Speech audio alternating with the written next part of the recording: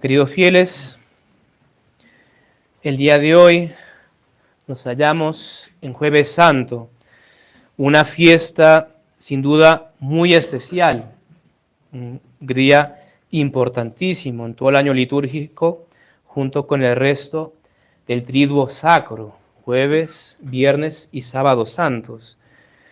Y la fiesta de hoy realmente tiene una mezcla de gran alegría, de gran gozo, pero junto con la tristeza, porque vamos a la pasión. La última cena, nuestro Señor con sus discípulos. Ese hermoso discurso tan largo que se halla en el Evangelio de San Juan. Los que ya lo hayan leído recordarán varios capítulos que toma y es profundo, hermoso, lleno de doctrina. El que no lo haya leído, búsquelo, coja su Biblia, San Juan, busque, no me acuerdo ahorita los capítulos de memoria, poco antes de la pasión, el gran discurso de nuestro Señor de despedida a sus discípulos. Esa mezcla, y es cuando ocurre lo que hoy leímos el Evangelio, el lavatorio de los pies. Por un lado, la gran alegría. ¿Por qué? Porque el día de hoy Cristo instituyó el sacerdocio, instituyó la Sagrada Eucaristía, la Sagrada Comunión, celebró la primera misa de toda la historia, él allí con sus discípulos, con sus apóstoles.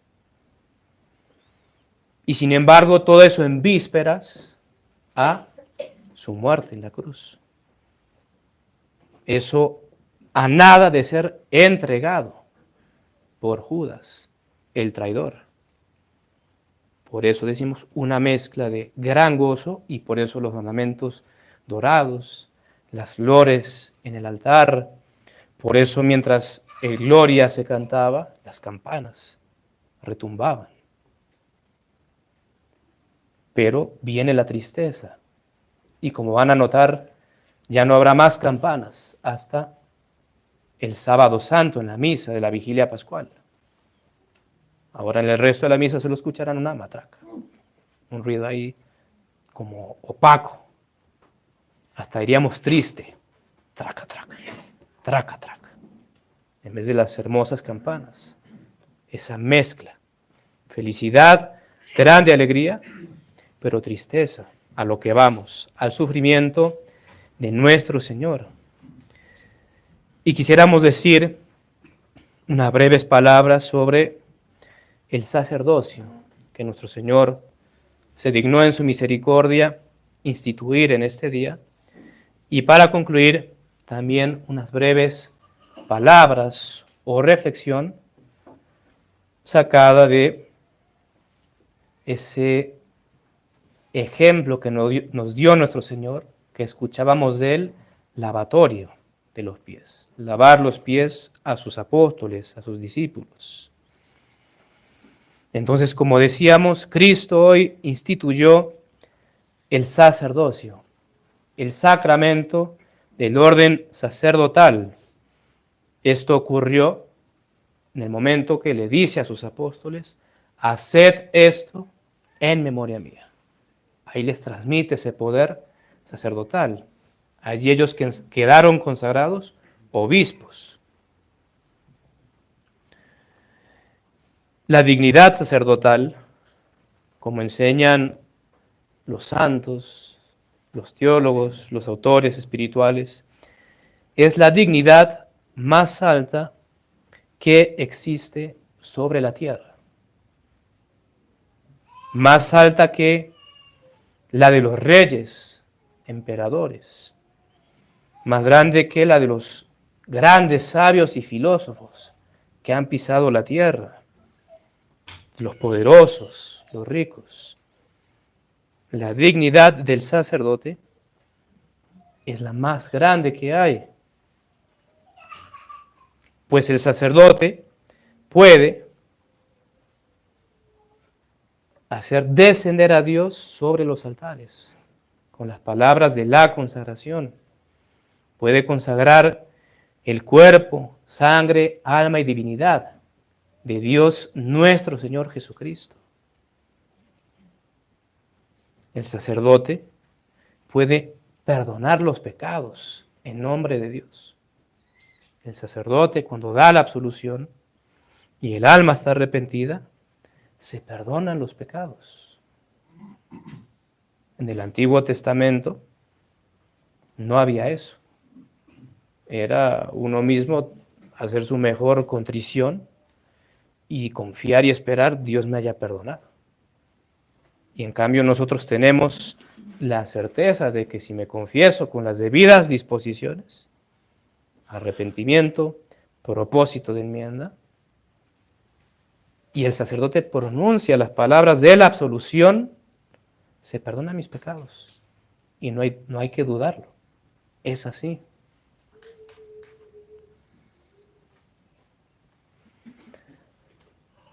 Santos han llegado a decir, hablando de esta gran dignidad del sacerdote, que si se encontraran al mismo tiempo un sacerdote y un ángel, saludarían primero al sacerdote.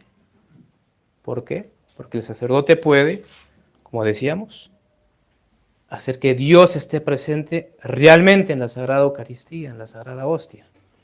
Puede absolver los pecados y un ángel no puede hacer eso, por más que su naturaleza sea mucho superior a la del hombre.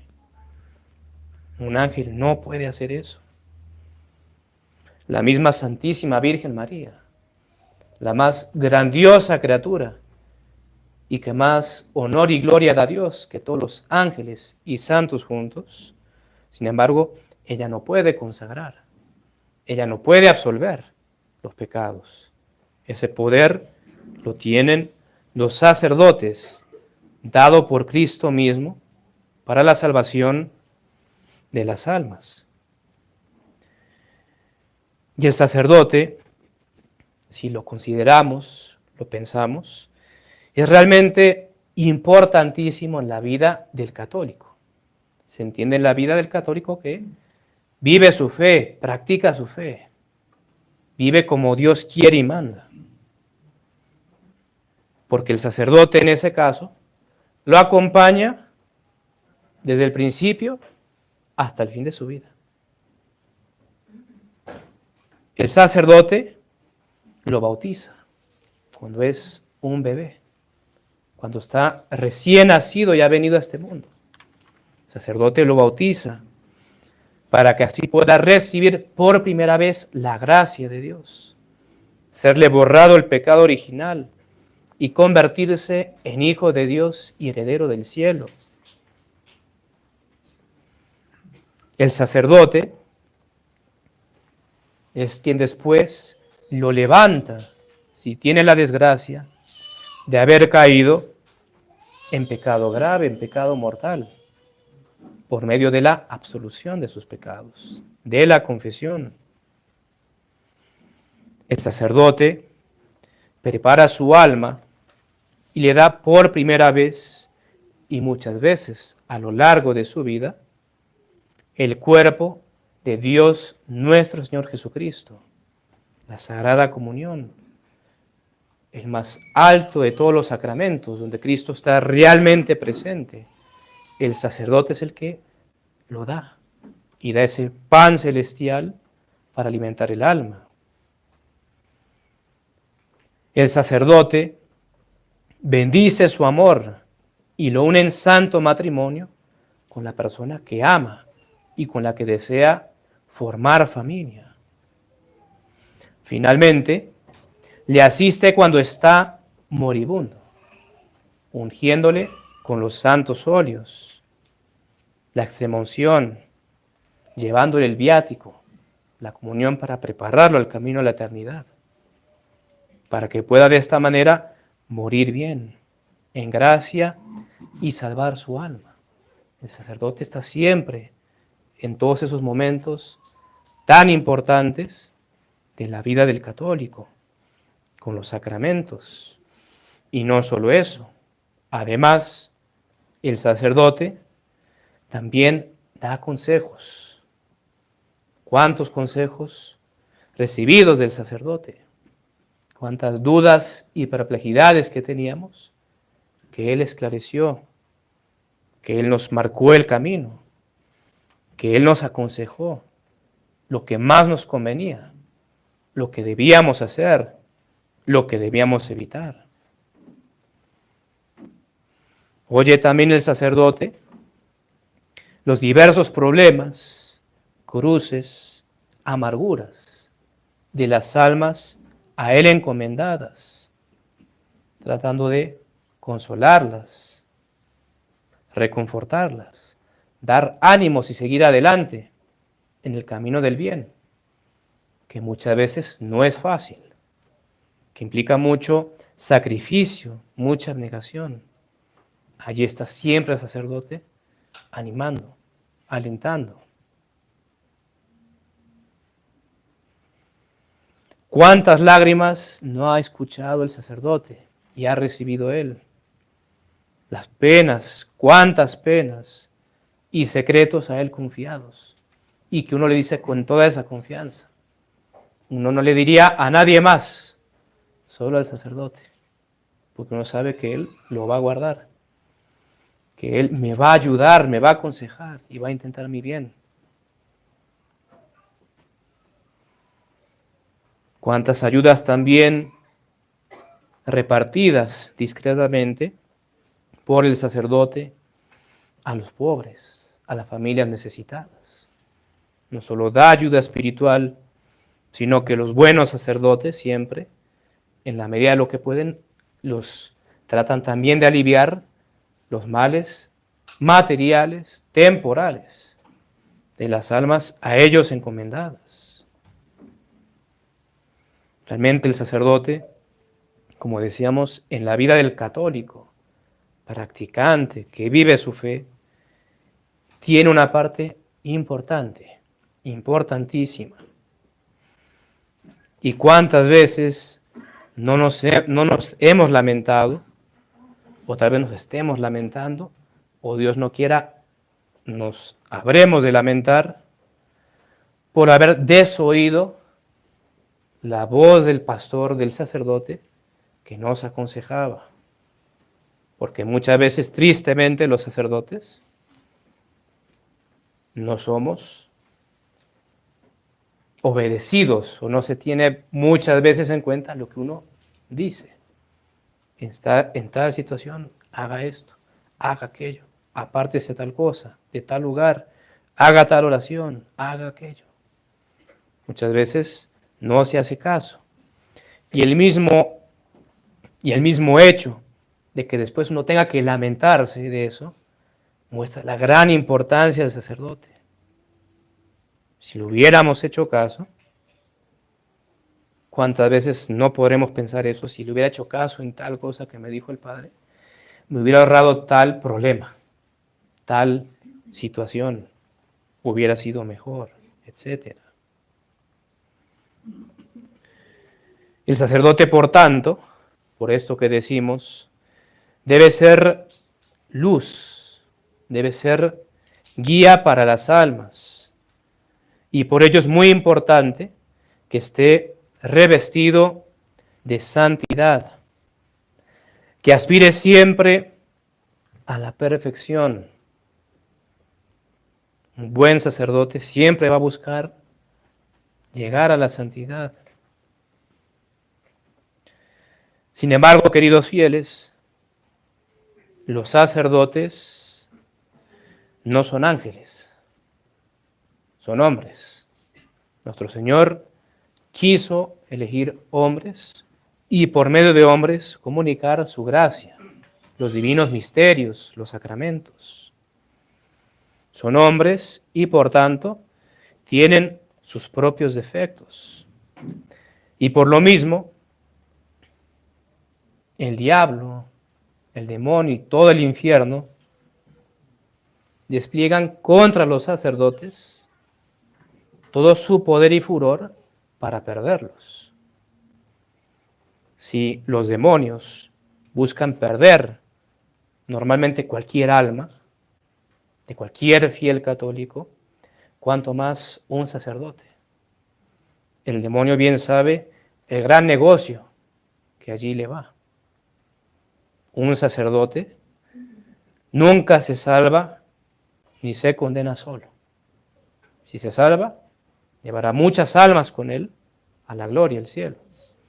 Y si Dios no quiera llegar a perderse, a condenarse, tras de él arrastraría muchas almas a los abismos.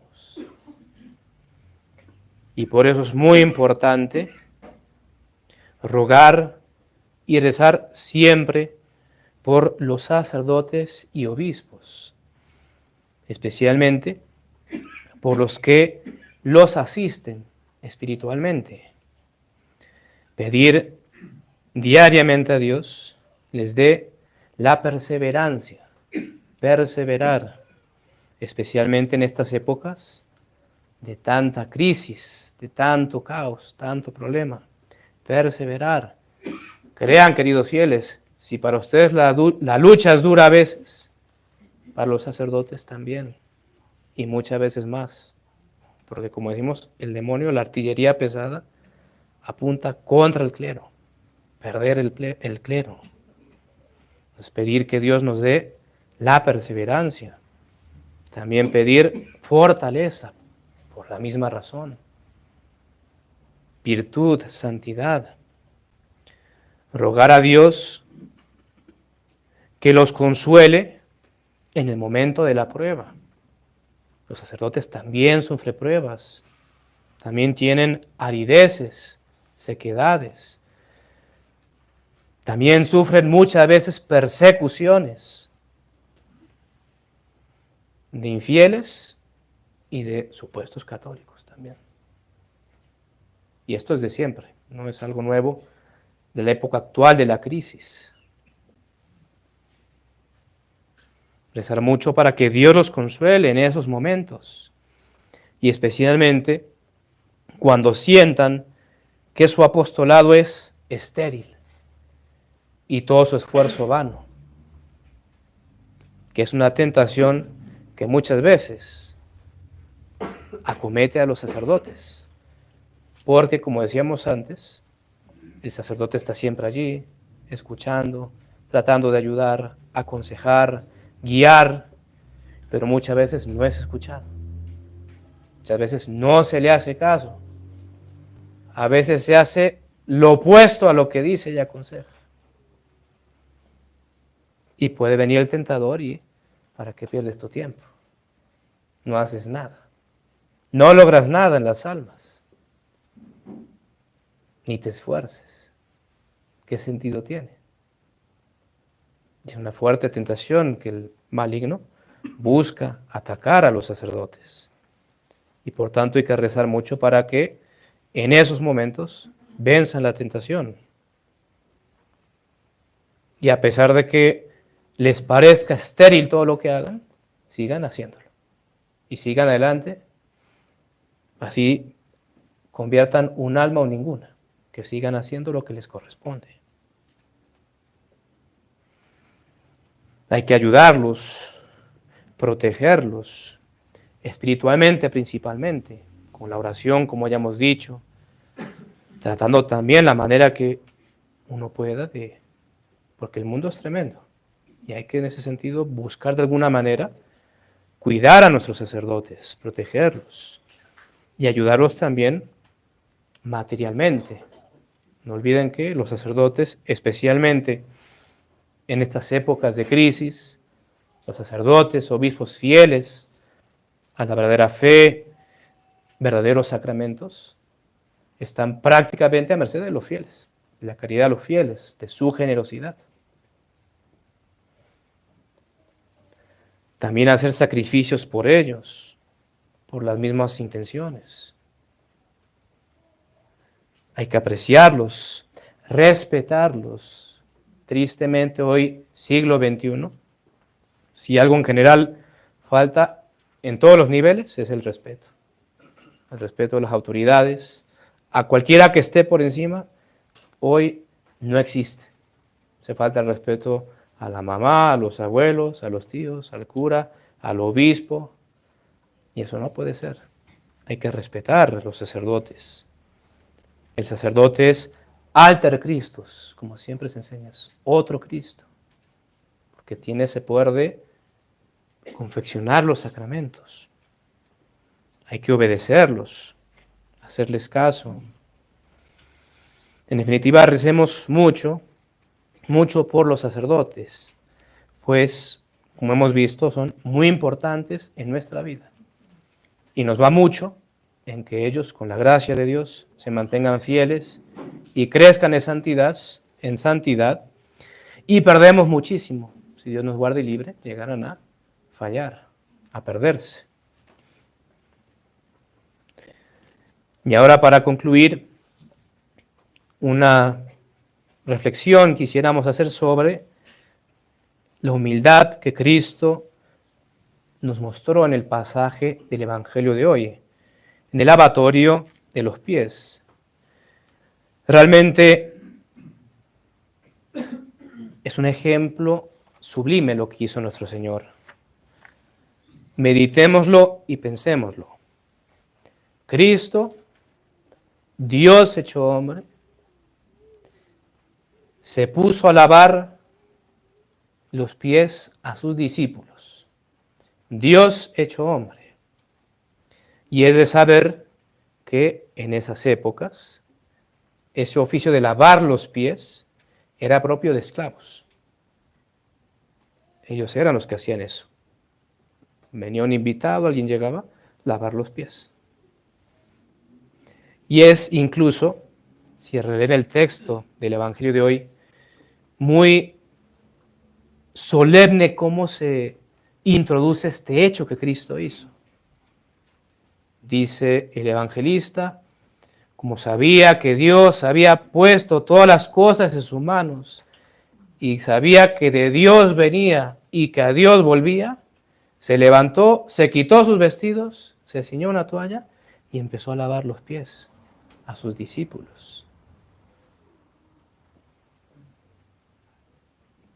Realmente hay que meditar eso, que el Evangelio le haya querido dar tanta solemnidad a este hecho.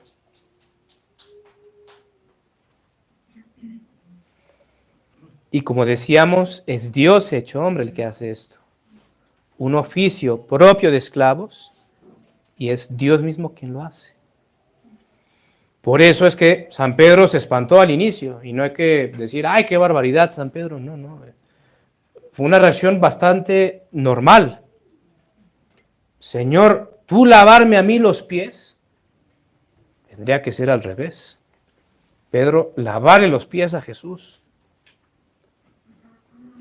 Y Cristo le dice, lo que ahora hago, ¿no lo entiendes? Lo entenderás después. Y Pedro, no, jamás me lavará los pies. En este pasaje y muchos otros se plasma ese temperamento de San Pedro. Y Cristo le dice, si no te lavo, no tienes parte conmigo. Y hasta da un poquito de gracia la respuesta. Entonces, las manos, los pies y las manos y la cabeza también. No, él dice, nomás los pies. El que ya se ha lavado todo, solamente los pies. Que en una interpretación espiritual que se da, el que se ha lavado ya de pecado mortal, basta lavar los pies, los pecados veniales que siempre tenemos. En el caminar y andar de esta vida diariamente, siempre nos ensuciamos con pecados veniales. Hay que lavar eso también, arrepentirnos.